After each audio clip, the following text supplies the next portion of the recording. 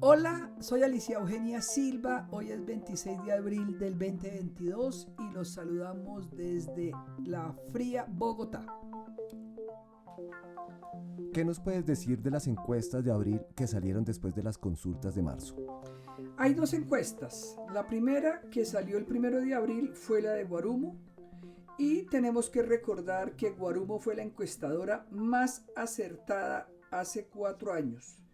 Guarumo en la primera vuelta dice que Petro sacará en el 2022 el 34% y que Fico se quedará en primera vuelta con el 25%.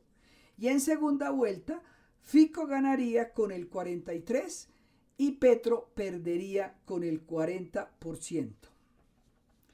La encuesta de Semana y el Centro Nacional de Consultoría pone a Petro a ganar en primera vuelta con el 38% versus 24% para Fico, con una muestra que todo el mundo ha criticado, pues el señor Lemoine entrevistó al 11% de estratos altos, al 23% de estratos medios y al 65% de estratos bajos, cuando todos los analistas sabemos que en lugar del 23%, los estratos medios constituyen el 80% de la población colombiana, los altos cerca del 10% y los bajos, en lugar del 65% que el Centro Nacional de Consultoría entrevistó, nunca han sido más del 10%. ¿Cuál es el resultado de comparar la primera vuelta del 2018 con las encuestas del 2022? Pues es interesante. ¿Por qué es interesante? Porque los finalistas de la primera vuelta parecen que van a ser Petro, Fico, Fajardo y Hernández. ¿Por qué comparamos la primera vuelta del 2022, o mejor, las encuestas que nos hablan sobre la primera vuelta del 2022 con los datos reales del 2018? Porque hay dos finalistas idénticos a los de hace 4 años, cuáles son Petro y Fajardo, que representan la izquierda y la izquierda radical, y hay un candidato de centro derecha. Según las encuestas, Fico se quedaría con alrededor del 25% en contraposición a lo que logró Duque, que fue el 39%. ¿Y esto por qué se da? Porque muchos de los votantes que hoy dicen que votarían por Fico en segunda vuelta están distribuidos entre los fajardistas que nunca votarían por Petro, la gente que va a votar por Rodolfo Hernández por la simple razón de darle la oportunidad a un coterráneo, como dicen los santanderianos, votemos por el viejo Hernández para que se muestre, pero en la segunda vuelta votamos por Fico, y muchos otros de los votantes de los partidos muy pequeños como Salvación Nacional, como los cristianos, algunos de los pocos votos que va a recoger Ingrid, y ahí vamos sumando, y hay regados por entre todos estos partidos entre 14 y 20% de gente que hoy no votaría por Fico en primera, pero sí en segunda vuelta. ¿Por qué decimos esto? Porque estamos seguros de que el techo, o sea, el número de personas que está dispuesta a votar por Fico, es más alta que el número de personas que está dispuesta a votar por Petro. ¿En qué sentido? Hay gente que jamás votaría por Petro y hay gente que jamás votaría por Fico, pero la diferencia es que cerca del 51% de los colombianos, según un sondeo previo que nosotros hicimos, jamás votaría por Petro, y más o menos el 25% de los colombianos jamás votaría por Fico. Adicionalmente, el desplome de Fajardo del 23% real que obtuvo hace 4 años se debe a que más de la mitad de sus seguidores se matricularon con Petro desde la consulta del 13 de marzo y Fajardo no tiene ninguna posibilidad de remontar, así no lo repita en sus propagandas. Petro, por su parte, ya recogió la izquierda más light de Fajardo y en la primera vuelta se queda con cerca del 35 al 37%. Pero ¿qué pasa con los votos de la izquierda hace 4 años? Hace 4 años en la primera vuelta sacaron cerca del 50% entre Petro y Fajardo, y en este momento Petro está recogiendo solo el 37% y creemos que ese 7 o 10% de los votos fajardistas jamás votarían con Petro. Una parte se irá a ver ballenas y otra parte votará en blanco, y la mayoría votará por Fico, porque los académicos e intelectuales de clase alta uniandinos que están hoy con Fajardo, creo que tampoco son tan petristas, excepción hecha de Alejandro Gaviria. El caso de Robledo es otra cosa interesante. El senador ha hecho varios videos denunciando las atrocidades de Petro cuando fue miembro del Polo Democrático, y antiguos compañeros de Petro como el alcalde de Zipaquirá, Ever Bustamante, también ha tenido uno que otro video donde denuncian las barbaridades que Petro ha hecho en el pasado. Por esto, cuando Guarumo dice que Fico ganará con el 43% en la segunda vuelta y Petro perderá con el 40%, estos guarismos parecen más acertados, porque definitivamente, sumando los votos que Petro coge en la primera vuelta más los votos de Fajardo, que sabemos que no van a votar por Petro, no alcanzan al 50% de lo que lograron hace 4 años la izquierda radical y la izquierda más light de Fajardo. Esperemos las encuestas de este fin de semana y también confiemos en que ese 20-22% de los votantes de Fajardo y Rodolfo, que jamás votarían por Petro, lo hagan en primera vuelta por Fico, para que, unidos a todas esas mayorías silenciosas, permitan que los colombianos sigan disfrutando de la libertad, del emprendimiento y la democracia que están ofreciendo la fórmula de Fico y Lara. Estos dos personajes representan sin lugar a dudas la clase media colombiana, que no está de acuerdo con la destrucción de los bienes públicos, que jamás ha empuñado un arma, que defiende la vida de los manifestantes, de los policías y los soldados por igual, porque saben y reconocen que la vida es sagrada y que ningún colombiano debe matar a otro colombiano. Listo, Alicia, ya nos mostraste qué dicen las encuestas. ¿Qué otro tipo de información utilizas para hacer este análisis? A ver, para hacer el análisis estamos utilizando 3 fuentes de información distinta. La encuesta de cultura política del DANE del año 2021, que llega a entrevistar más o menos 60,000 personas. Un estudio que se hizo para la Cámara de Comercio hace un año, cuando el paro del 28 de abril al mes de junio estuvo en boga. Y tercero, un sondeo que hicimos para analizar los techos de los candidatos a la presidencia de la República. ¿Nos puedes contar lo más relevante de la encuesta de cultura política del DANE? Obviamente, es muy interesante lo que da esa encuesta. De hecho, lo que muestra es que la población colombiana tiene valores que los sociólogos consideran conservadores, pero tiene una inmensa desconfianza del establecimiento y una confusión y negación de la realidad de lo que está pasando en el país. Me explico. Cuando usted le pregunta a los 60,000 colombianos que entrevistó el DANE qué es lo más importante para ellos, ellos reportan que en una escala de 1 a 10, lo más importante es la familia. A la familia le sigue el trabajo, el emprendimiento de alguna forma, y le sigue después la religión. ¿Por qué es tan importante la familia? Porque a la familia la califican con 9.7, el trabajo con 9 y la religión sigue siendo relevante cuando le dan un 7.8. ¿Cuál es la contradicción a la que estás haciendo referencia? Hay dos aspectos que nos muestran esa contradicción. Mientras los electores y los ciudadanos colombianos tienen valores conservadores, no creen para nada en que los derechos en Colombia se estén cumpliendo.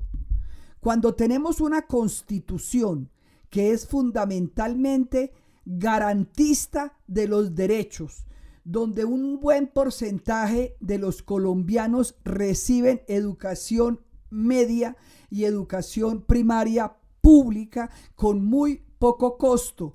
Cuando vemos que los indígenas han recibido tierras considerables a lo largo de los últimos años, a la gente cuando tú le preguntas si los derechos se están cumpliendo en una escala de 1 a 10, es impresionante la desconfianza que tiene de los derechos mismos que se les han dado, porque los colombianos se acostumbraron a que la Constitución debe ser para asegurar derechos, pero ninguno se acuerda, o no ninguno, muchos no se acuerdan que también eso implica deberes. En una escala de 1 a 10, cuando se le pregunta a los colombianos si creen que se están garantizando los derechos de las mujeres, dicen que solamente en un 3.1. Cuando se les pregunta si se están garantizando los derechos de los campesinos, la calificación que le dan es 2.6. Cuando se le pregunta si se están garantizando los derechos de la minoría, la escala va a 2.9. Cuando se les pregunta que si se garantiza el derecho a la libertad de expresión, y esto es muy impresionante, creen que en Colombia no hay libertad de expresión y le da una calificación de 3.6 cuando estamos acostumbrados a oír todo tipo de locuras que nadie corrige, que nadie impide. Cuando se les pregunta a los colombianos si se garantiza el derecho a la educación, a la salud, al trabajo y a la vivienda, califican esto en 3.6 y todos sabemos que el sistema de salud en Colombia en los últimos 30 años es muy superior a lo que había hace unas décadas. Así debamos estar conscientes de que se puede mejorar para que la gente espere menos, para que la gente tenga atención más rápida, pero un sistema como el Sisbén está garantizando salud a todo el que se enferma. Hay que también tener en cuenta que la educación pública cubre una buena parte de la educación, pero las calificaciones aquí son impresionantemente bajas. Cuando se les pregunta sobre el derecho a la vida, a la libertad y a la seguridad, también termina esto recibiendo solo un 3.4%. Bueno, ¿y cómo se explica esa contradicción? Pues es como claro, porque mientras los valores de la mayoría de los colombianos siguen siendo bastante conservadores, porque la mayoría de ellos defienden la familia, el trabajo y la religión, a un porcentaje muy preocupante de jóvenes se les ha convencido que en Colombia no se cumplen los derechos y nadie oye a los colombianos de a pie, olvidándose. Les repito que nuestra constitución es una constitución garantista, redactada por una presidencia tripartita del Partido Conservador con Álvaro Gómez Hurtado, Partido Liberal con el samperista Serpa y el M19 estuvo representado por Antonio Navarro Wolfo. Pero la oposición de los últimos 12 años, en cabeza del candidato de la izquierda radical, se ha dedicado a contarnos un cuento falso de incumplimiento sistemático del Estado colombiano y se ha dedicado a convencer a las víctimas de que una victimización permanente de esos ciudadanos les va a llevar a conseguir subsidios en forma permanente. En un país de víctimas como el colombiano, se convencieron algunas de ellas, sobre todo las que comparten ideología con esa izquierda radical, que es mucho más importante y más rentable victimizarse de por vida una y otra vez, o si no, oigamos las declaraciones de la señora Francia Márquez cuando la gente le probó que ella no tenía derecho a los subsidios que recibió durante la pandemia. Ella simplemente nos dijo que como ella había sido pobre, ella tenía derecho y el Estado colombiano tenía la obligación de seguirla subsidiando, así otros necesiten más que ella el apoyo del Estado colombiano.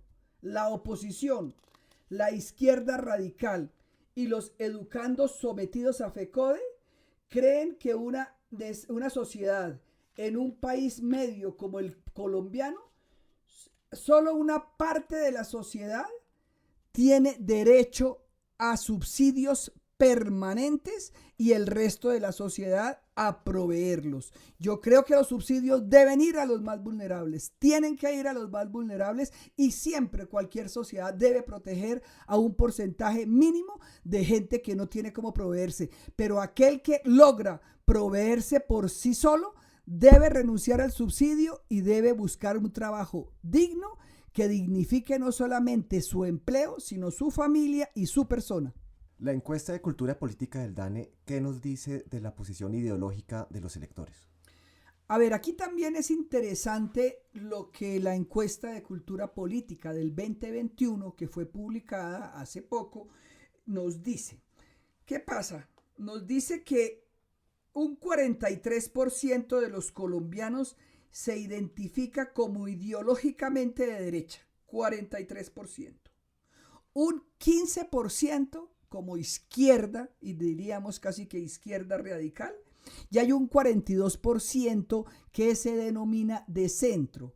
Ese 42% que se denomina de centro no es centro izquierda, es simplemente centro en la encuesta de hogares.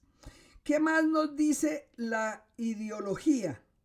La izquierda junto con el centro izquierda se acercaría al 21%.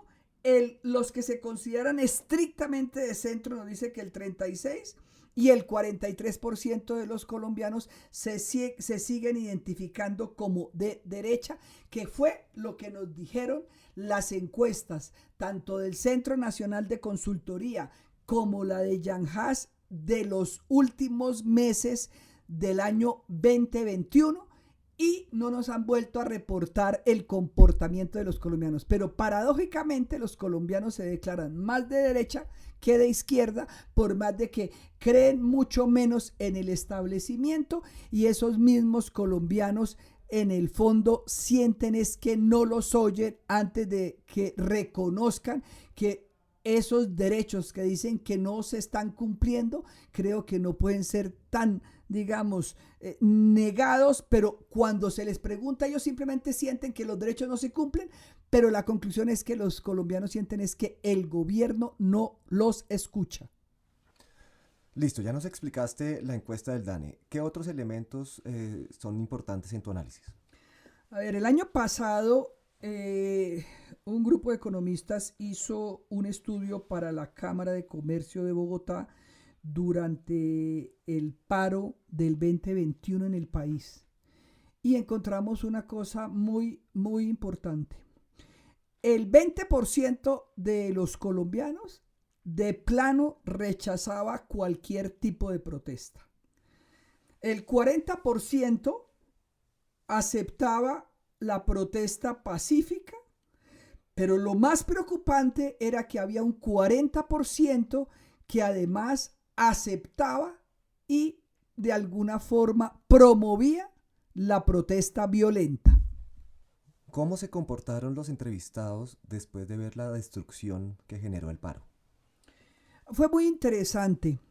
Con ese 40% que apoyaba la protesta violenta, se hicieron unos experimentos en que se les explicaba casos reales de gente que había construido con mucho esfuerzo su restaurante, por dar un ejemplo, alrededor del portal de Suba, y a los entrevistados la misma persona que había sufrido el impacto de la destrucción después de haber puesto un esfuerzo inmenso por generaciones en un negocio con un emprendimiento familiar impresionante, una vez que la gente que apoyaba la protesta, incluso con destrucción, logró moverse a decir, óigame, a lo mejor esto así no tiene sentido, sigamos apoyando la protesta, pero no la destrucción en el proceso de protestar. Por más de que en el estudio de la Cámara de Comercio lo primero fue pensar que el 80% de la gente estaba apoyando la protesta y solo el 20% la rechazaba, lo interesante fue entender que si la gente veía la destrucción y el daño que se le estaba haciendo a una clase emprendedora dedicada al trabajo fuerte, había unas personas que lograban cambiar de, no voy a decir que de ideología, ni mucho menos, pero sí cambiar de aceptación, digamos, de la violencia y de la destrucción de lo privado y de lo público. Las encuestas últimas no explican hasta dónde pueden llegar los candidatos. ¿Cómo ves esto? A ver, esto es un poco distinto en Bogotá que en el resto del país.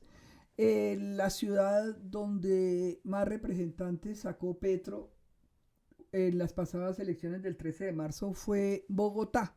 Pero incluso en Bogotá, el techo de Petro, es decir, lo máximo a que Petro puede llegar en Bogotá, es mucho menor que lo de Fico. El techo de Petro está alrededor del 50%, mientras que el techo de Fico está alrededor del 70%. ¿Esto qué quiere decir? Que hay mucha gente que se resistiría a votar con Petro, mucha más gente de la gente que se resistiría a votar por Fico. Adicionalmente, en Colombia, el área andina, que es donde es más fuerte Fico, yo creo que hay mucha mayor resistencia hacia Petro que lo que hay hacia Fico. En el día de ayer se sucedió una cosa muy, muy importante, que fue que el partido con más representantes en la Cámara de Representantes de Colombia, de alguna forma, la mayoría de los liberales adhirieron a la candidatura de Fico, y de 50 congresistas que estuvieron con el director del Partido Liberal, 45 se fueron con Fico y 5 se fueron con Petro. Estos son indicios de que la izquierda radical está mostrando un techo claro, mientras que Fico es un hombre que despierta mucha menos resistencia entre los colombianos de todas las regiones. En conclusión, hace 4 años, la izquierda radical de Petro más la izquierda más light de Fajardo llegaron a tener casi el 50% de los votos en primera vuelta. Mientras que la centro derecha de Duque, Marta Lucía Ramírez y Alejandro Ordóñez solo lograron el 39%.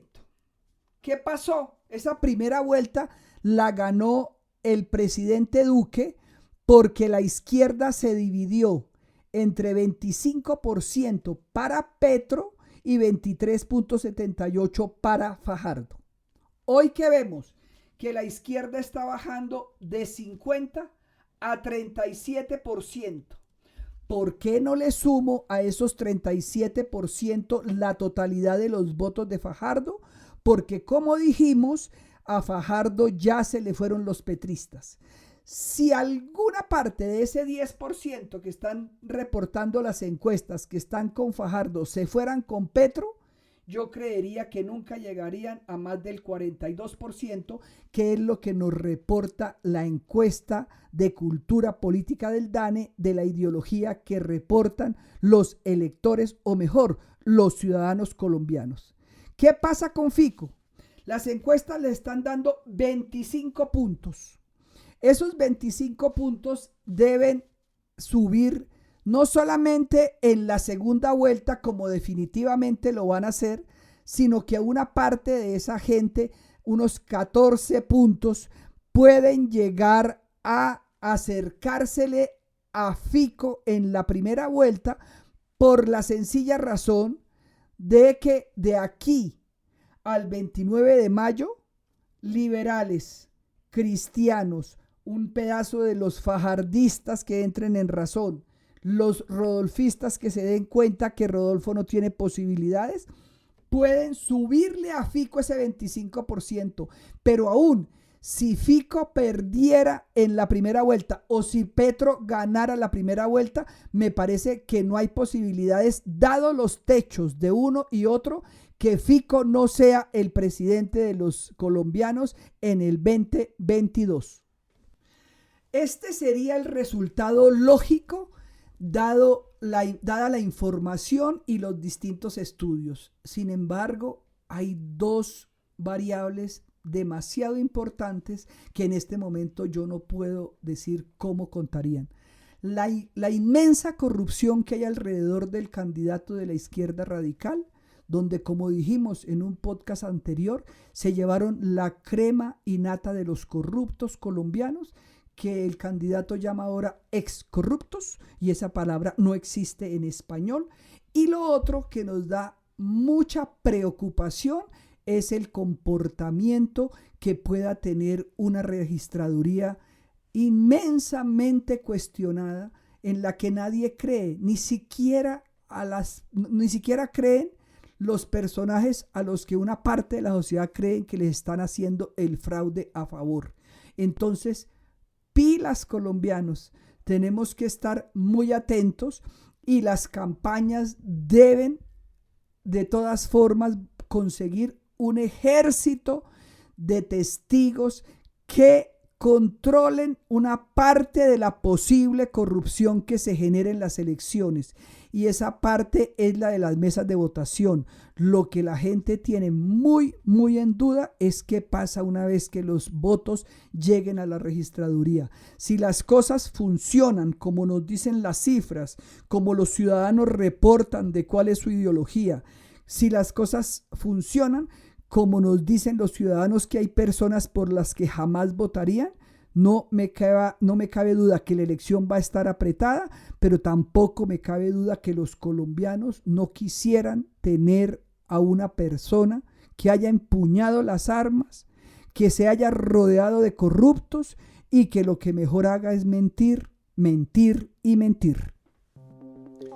Bueno, colombianos y amigos que nos oyen en el exterior, la próxima semana estaremos pendientes de los resultados de las siguientes encuestas y muy atentos a los resultados de Guarumo, que hace 4 años fue la encuestadora más acertada. Nos vemos y feliz fin de semana.